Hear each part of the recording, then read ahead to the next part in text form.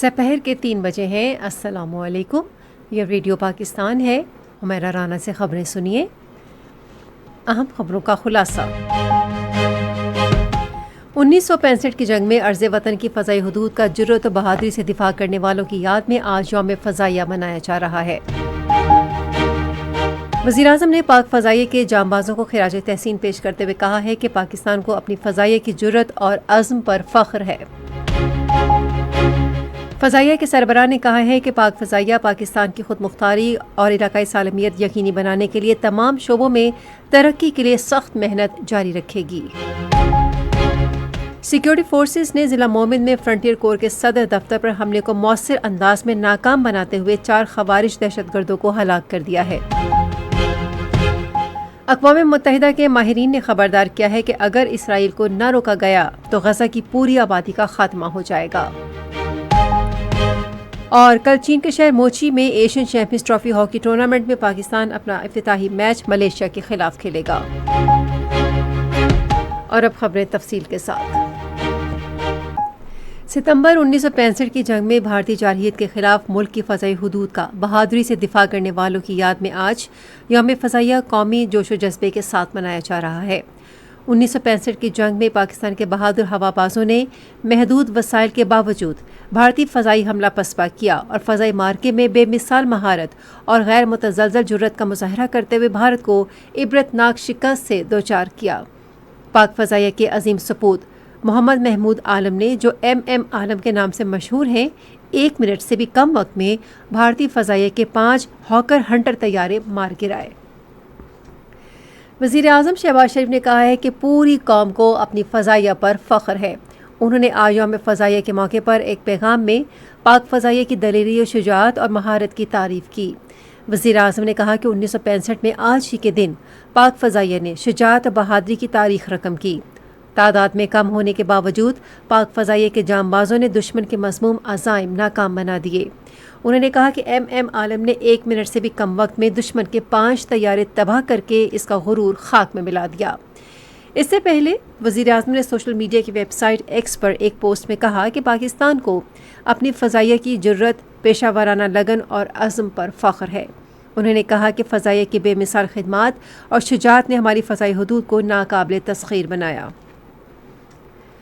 یوم فضائیہ کے سلسلے میں آج کراچی میں پائلٹ آفیسر راشد منہاس شہید نشان حیدر کی قبر پر ایک تقریب ہوئی۔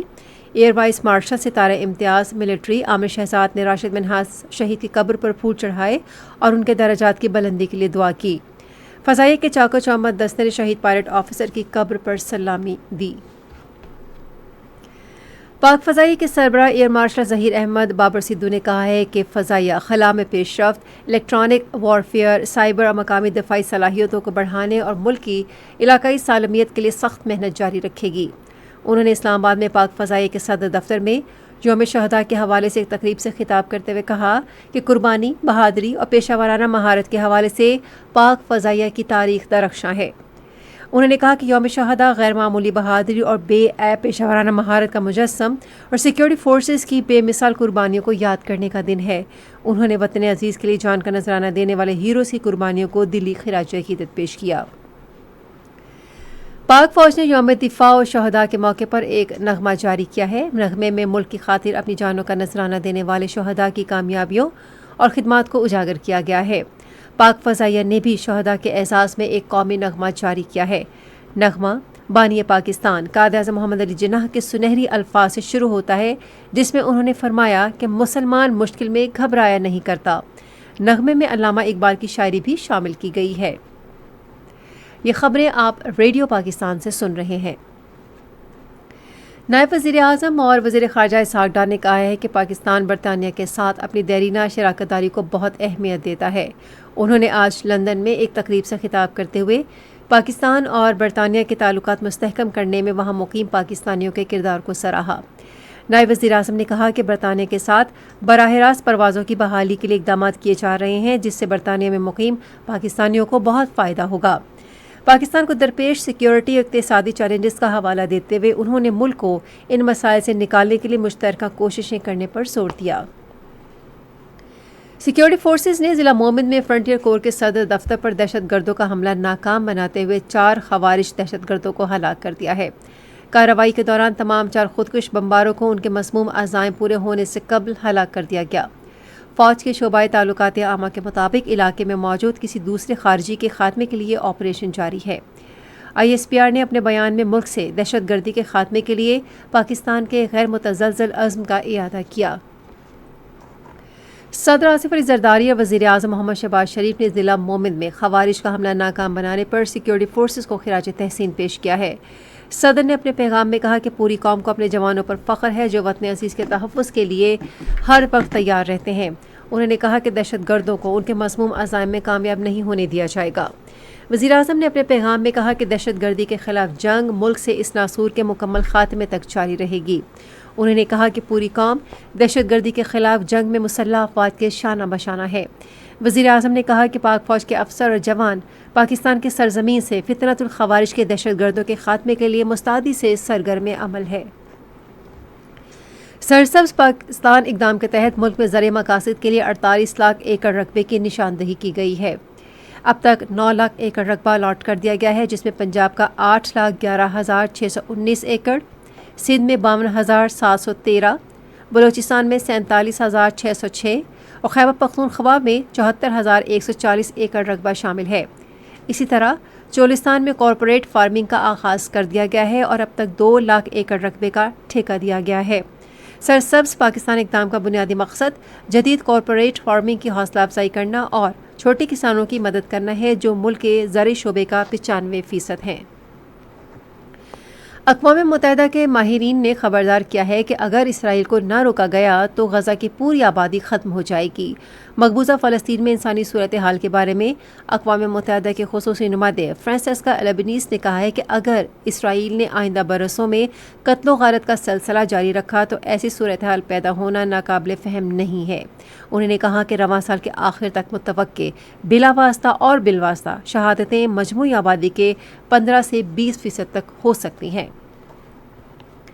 معروف مصنف، ڈرامہ نگار اور براڈ کاسٹر اشفاق احمد کی آج 20ویں برسی منائی جا رہی ہے۔ اشفاق احمد نے کئی ڈرامے لکھے اور ریڈیو پاکستان کے مشہور پروگرام تلقین شاہ کی میزبانی کی، جو 35 سال تک ریڈیو پاکستان سے نشر ہوتا رہا۔ انہوں نے پاکستان ٹیلی ویژن کے لیے کئی مقبول ترین ڈرامے تحریر کیے، جن میں من چلے کا سودا، ایک محبت، 100 افسانے، طوطا کہانی، حیرت کدا اور افسانے شامل ہیں۔ اشفاق احمد نے ٹیلی ویژن کے لیے مختلف ڈراموں کے اسکرپٹ لکھے، جن میں اچے برج لاہور دے، ٹالی دے تھلے اور طوطا کہانی شامل ہیں، جس سے انہیں بے پناہ پذیرائی حاصل ہوئی۔ انہوں نے 60 کی دہائی میں دھوپ اور سایہ کے نام سے ایک فیچر فلم بھی بنائی۔ اشفاق احمد نے معروف مصنف اور ممتاز ادبی شخصیت بانو قدسیہ سے شادی کی۔ انہیں صدارتی تمغہ حسن کارکردگی اور ستارہ امتیاز کے اعزازات دیے گئے۔ اشفاق احمد 2004 میں آج کے روز لاہور میں انتقال کر گئے تھے۔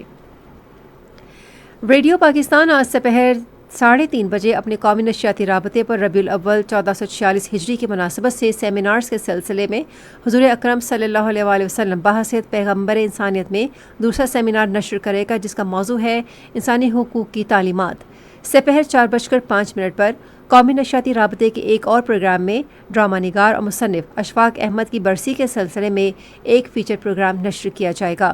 اس کے فوراً بعد شاعر اور مصنف ڈاکٹر وزیر آغا کی برسی کے سلسلے میں ایک فیچر پروگرام نشر ہوگا۔ Asian champions trophy hockey tournament کل چین کے شہر موچی میں شروع ہو رہا ہے۔ پاکستان ٹورنامنٹ میں اپنا پہلا میچ کل ملیشیا کے خلاف کھیلے گا۔ میچ پاکستان کے معیاری وقت کے مطابق دن 12:45 پر شروع ہوگا۔ اور محکمہ موسمیات کی پیشگوئی کے مطابق آئندہ 12 گھنٹے کے دوران ملک کے بیشتر حصوں میں موسم گرم اور خشک رہے گا، تاہم گلگت بلتستان، کشمیر، بالائی خیبر پختونخوا، شمال مشرقی اور وسطی پنجاب اور خطہ پوٹوہار میں تیز ہوائیں چلنے اور بعض مقامات پر گرج چمک کے ساتھ بارش کا امکان ہے۔